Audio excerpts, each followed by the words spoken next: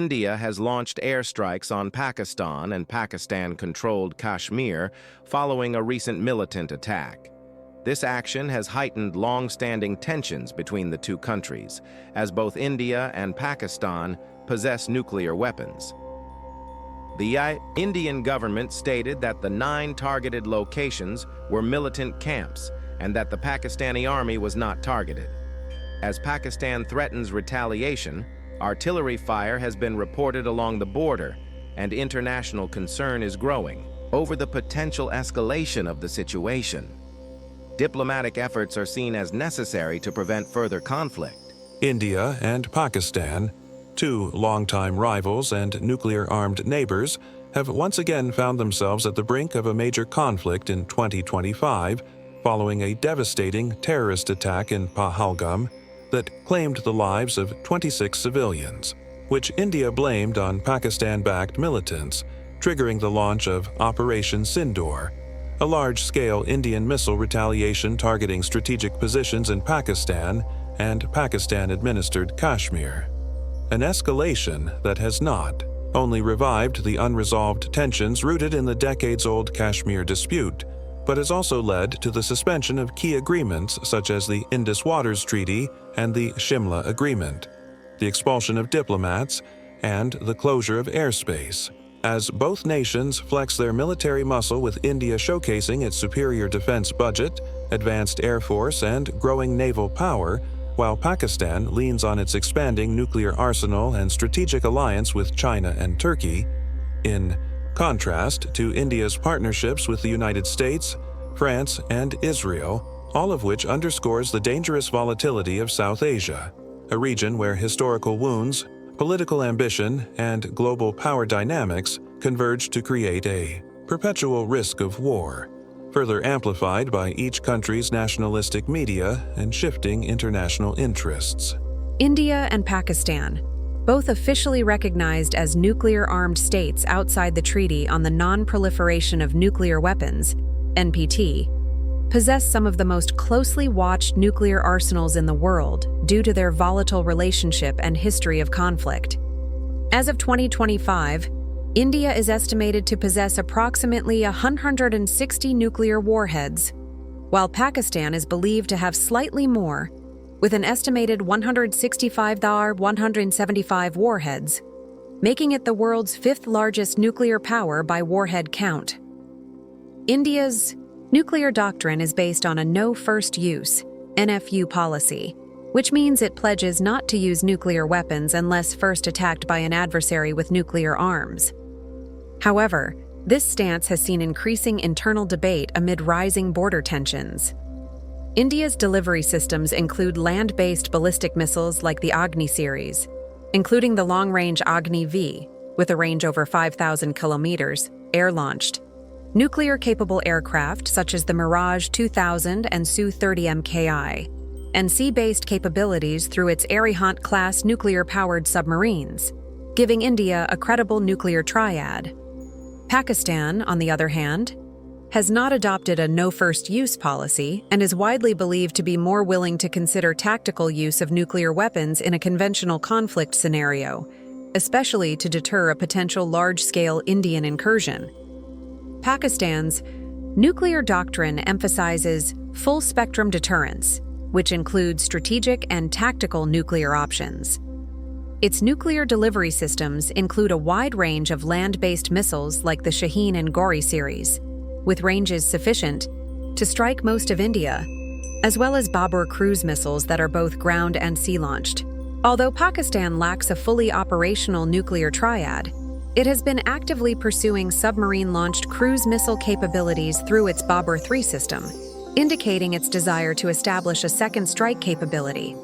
Both countries have invested heavily in mobile launch platforms, hardened silos, and early warning systems, though their command and control structures remain a concern for international observers due to the risk of miscalculation, unauthorized use, or destabilizing doctrines. The presence of nuclear weapons on both sides significantly raises the stakes of any conventional military engagement and ensures that even limited skirmishes have the potential to escalate rapidly into a nuclear exchange. an outcome that global powers and regional allies are desperate to avoid. Hello there, welcome to our deep dive today. We have an important source, information from BBC News. There are hot reports that India has launched airstrikes in Pakistan and Pakistan-controlled Kashmir. Our goal today is, why this sudden escalation? What is the latest situation on the ground? And of course, where can this tension between two nuclear neighbors go? We want to unpack that a little bit for you. Especially last month there was that deadly attack on tourists in Kashmir. After that, things were already tense. What has happened now? What are the sources saying? Yes, laughter. To understand these recent events, you have to look back a little bit. There has been an ongoing Kashmir issue between India and Pakistan since the partition in 1947. Our source points out this historical dimension. The most sensitive part is that both countries have nuclear weapons. This makes even the slightest military action, potentially much more dangerous. This is a global concern, not just for the region. I see. So why is India taking this step according to the sources? What details does the BBC report give about this? Well, the Indian government's statement is as follows. They say that these strikes are in retaliation for that attack last month and that they are targeting militant camps in Pakistan. In fact, the source says that the training camps of groups like Jaish-e-Mohammed and others were hit. They emphasize that they hit dozens of separate targets, but they did not directly target the Pakistani army. This distinction is important. Yes, that's an interesting point. This is an interesting point. On the one hand, they are saying that we retaliated, and on the other hand, they are trying to send the message that we acted in a controlled manner. We did not target the army. Exactly. It's like they are trying to strike some kind of balance. But at the same time, there are reports of artillery fire along the line of control, along the de facto border that separates Kashmir. So doesn't that mean that the ceasefire that has been in place for years is over? It certainly does. So apart from the airstrikes, these clashes along the line of control show how fragile the situation is. Maybe this is one of the most serious escalations since the Kargil War in '99. The Pakistani side, of course, reacted very strongly. According to sources, they have announced that they will retaliate, and there are reports that their own warplanes have taken off. The most critical question now is how will Pakistan respond, and will this response trigger a new cycle of retaliation? And what does all this mean to you? For the people listening, why is this not just an issue between the two countries, but something more? I think it's important to emphasize this again. We are talking about a direct military escalation between two nuclear-armed countries. There is always a risk of miscalculation, of uncontrolled escalation. Sources say that the international community, the UN, the major powers are calling for restraint, but the tension on the ground seems to continue. On the one hand, India may be trying to create an air of accountability. Pakistan, on the other hand, is under pressure to stand strong in front of its own public opinion in the world. It's a very delicate balance. I see. So on the one hand, India says it has hit militant targets. On the other side, Pakistan says it will retaliate, and there are clashes on the border. The situation is very uncertain, so steps need to be taken to bring it down, and our source emphasizes the importance of these diplomatic efforts. But I think what will be decisive is Pakistan's concrete response and how much international pressure can influence that response. And of course, the impact of domestic politics in both countries on the decisions of the leaders. Well, as we finish this detailed analysis, let me leave you with a question to ponder on. The historical tensions we read in the sources, the statements of the parties, the nuclear balance, all this is obvious. But what unseen factors do you think can actually determine the course of this crisis, whether it will escalate or not?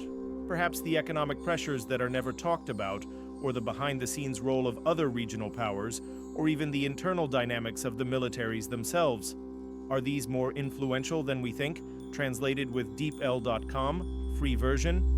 As of 2025, India and Pakistan present a stark contrast in terms of population size and economic strength, reflecting not only their geopolitical influence in South Asia, but also their vastly different developmental trajectories. India is the world's most populous country, with an estimated population exceeding 1.44 billion people, having surpassed China in 2023. This demographic advantage provides India with a massive labor force and a growing consumer base, fueling its ambitions as a global economic power.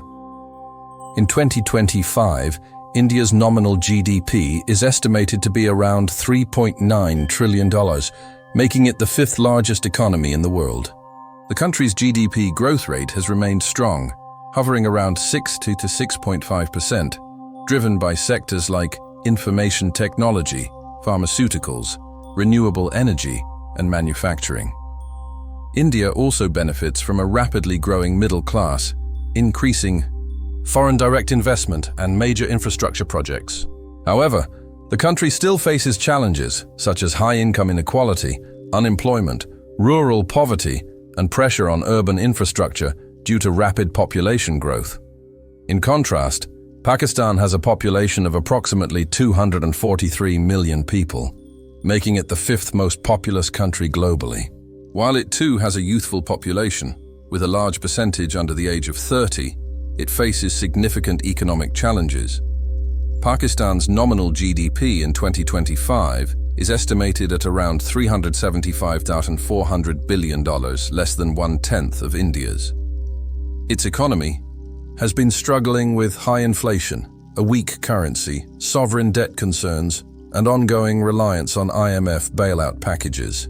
The country also suffers from political instability, energy shortages, and security issues that continue to hinder investor confidence and sustainable growth. Pakistan's GDP growth rate remains sluggish, fluctuating around 1 to 2.5%, far below the regional average. In summary, while both India and Pakistan are nuclear-armed nations with rapidly growing populations, India stands significantly ahead in terms of economic size, global investment, industrial capacity, and overall economic resilience. Pakistan, although strategically important and rich in human capital, continues to face structural economic difficulties that limit its growth and influence on the global stage. Based on the sources provided, here is a response in English summarizing the recent events concerning India and Pakistan.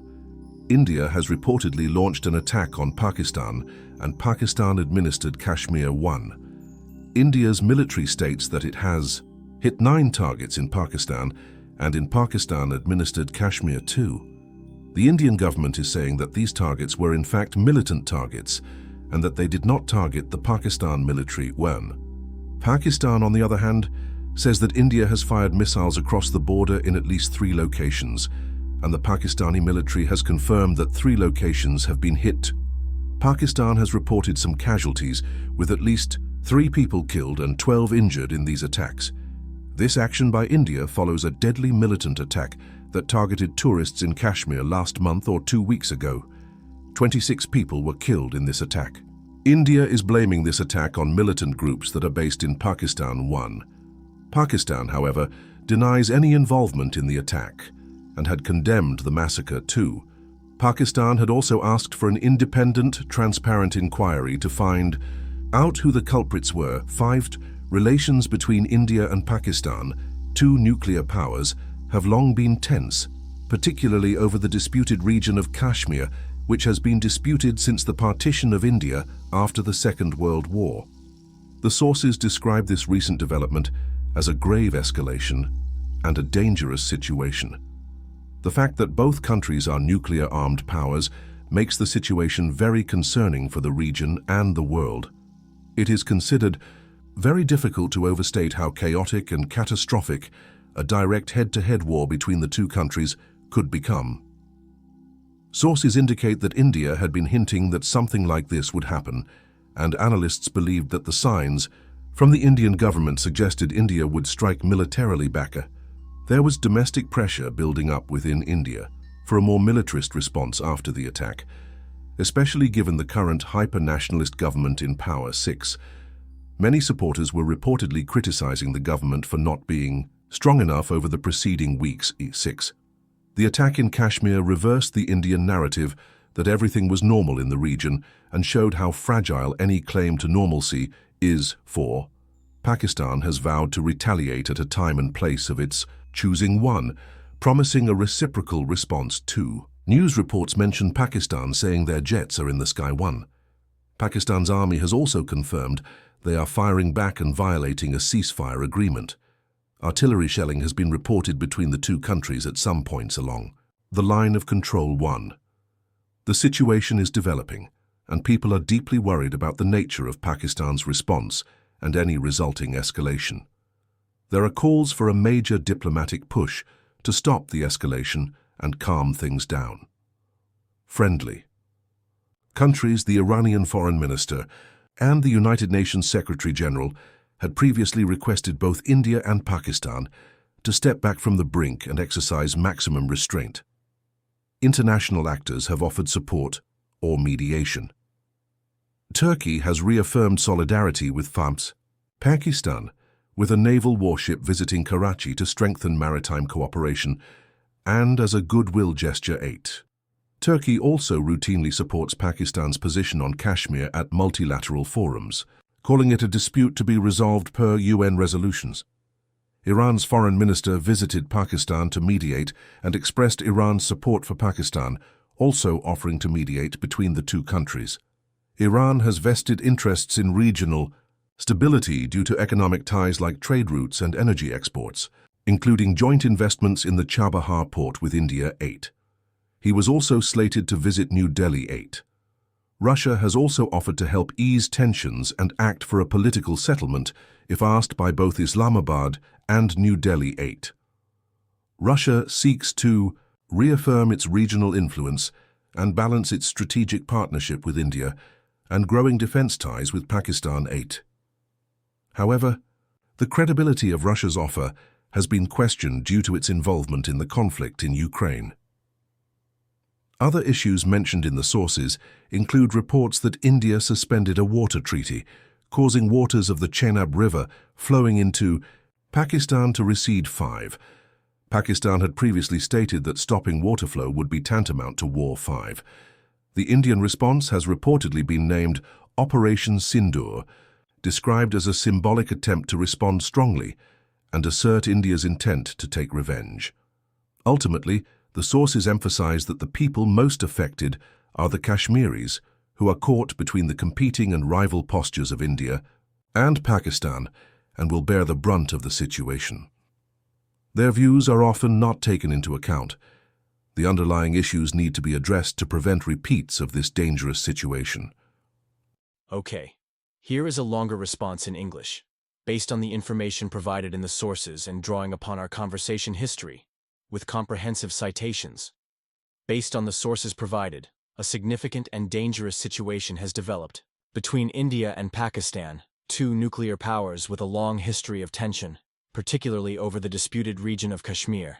India has reportedly launched an attack on Pakistan, and Pakistan-administered Kashmir. India's military states that it has hit 9 targets in Pakistan and in Pakistan-administered Kashmir 1. The Indian government is saying that these targets were in fact militant targets and that they did not target the Pakistan military site. They describe the targets as terrorist infrastructure. Pakistan, on the other hand, says that India has fired missiles across the border in at least 3 locations. The Pakistani military has confirmed that 3 locations have been hit. These locations reportedly include Bahawalpur in Punjab province, which contains a religious school center run by Maulana Masood Azhar, whom India blames for terror networks, and 2 locations in Pakistan-administered Kashmir, Kotli and Muzaffarabad, the area capital. Pakistan has reported some casualties resulting from these attacks. At least 3 people have been killed and 12 injured in these attacks by India 3. Pictures of the injured have reportedly been streaming out on social media 4. This action by India follows a deadly militant attack that targeted tourists in Pahalgam, Kashmir, 2 weeks ago. 26 people were killed in this attack. India is blaming this attack on militant groups that are based in Pakistan, and the Indian government accuses Pakistan of funding these groups and being responsible for the attack. Pakistan, however, denies any involvement in the attack and had condemned the massacre. Pakistan had also asked for an independent, transparent inquiry to find out who the culprits were. India has reportedly still not been able to arrest those they describe as Pakistani-backed terrorists who are still at large. There have also been heavy Indian military operations inside Indian-administered Kashmir, with many houses of suspected, alleged terrorists reportedly demolished too. Relations between India and Pakistan have long been tense.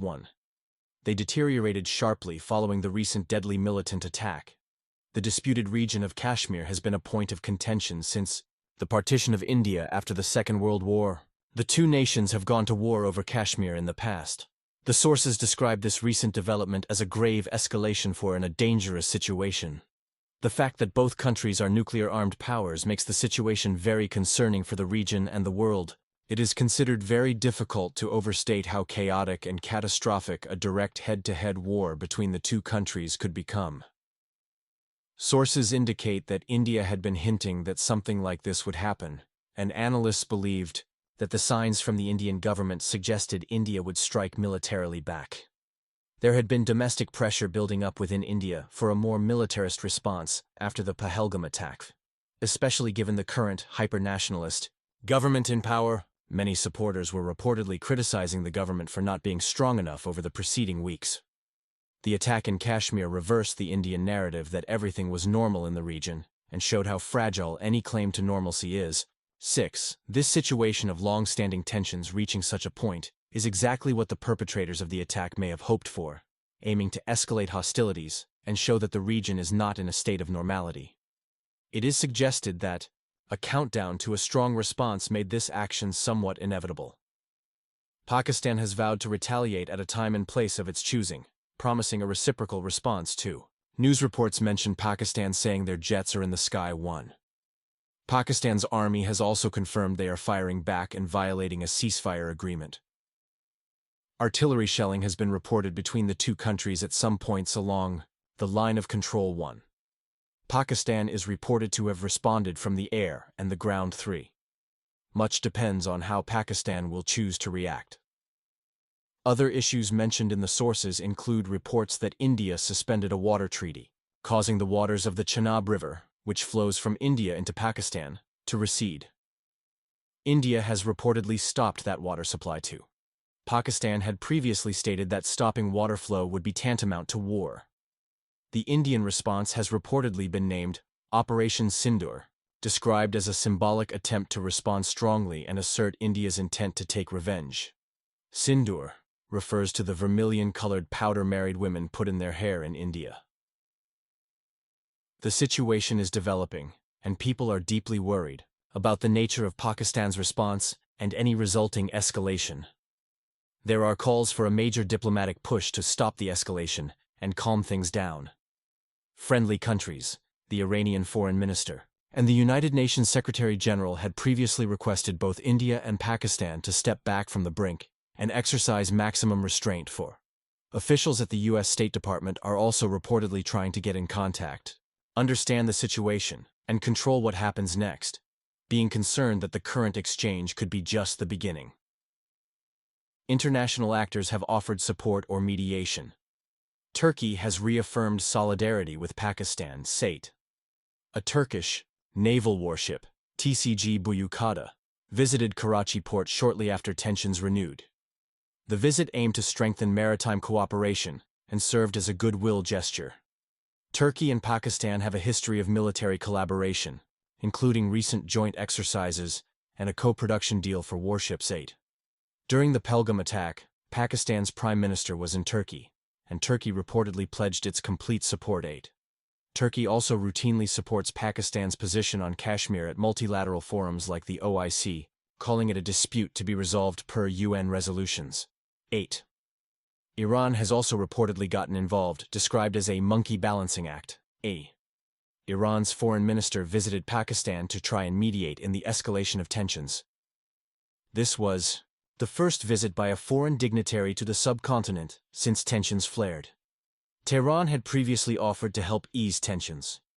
The Iranian FM met with Pakistani leaders, expressed Iran's support for Pakistan, and offered to mediate. He is also slated to visit New Delhi to meet Indian leaders. Iran has a vested interest in preventing further escalation as a neighboring country, fearing it could destabilize the wider region. It also seeks to enhance its diplomatic stature. Stability in South Asia is crucial for Iran's economic interests, including trade routes and energy exports. So 8. Iran has invested jointly with India in the Chabahar port, a crucial entry point for India to Central Asia, which would be threatened by a full-fledged war. 8. Significant energy sales are also at stake, although India's imports from Iran have decreased due to sanctions. Iran's mediation efforts come during its nuclear negotiations with the U.S., and it may hope regional diplomacy showcases its commitment to peace and stability. Russia is also chiming in with its offer of support and potential mediation. The Russian foreign minister spoke to his Pakistani and Indian counterparts, offering to help ease tensions over the Kashmir issue. 8. Russia stated its readiness to act for a political settlement resulting from the Pahalgam attack, if asked by both Islamabad and New Delhi. 8. This approach mirrors Russia's stance during the 2019 Pulwama-Balakot events, where it offered mediation if both parties agreed.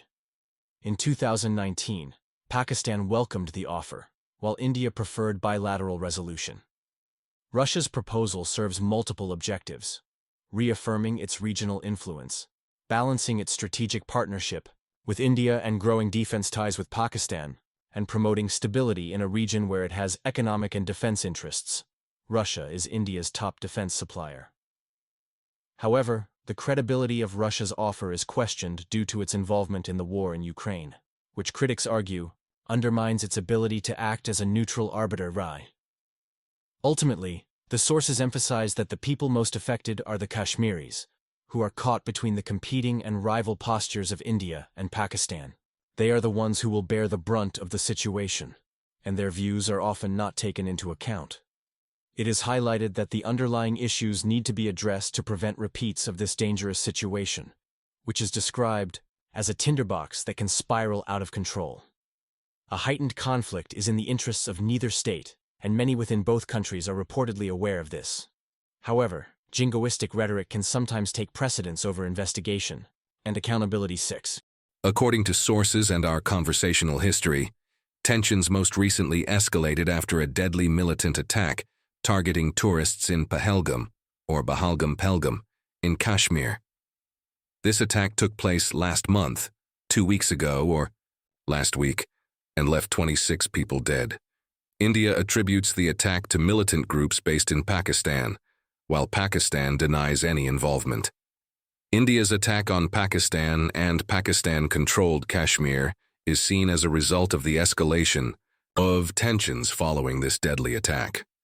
There were signs that India would retaliate for this attack.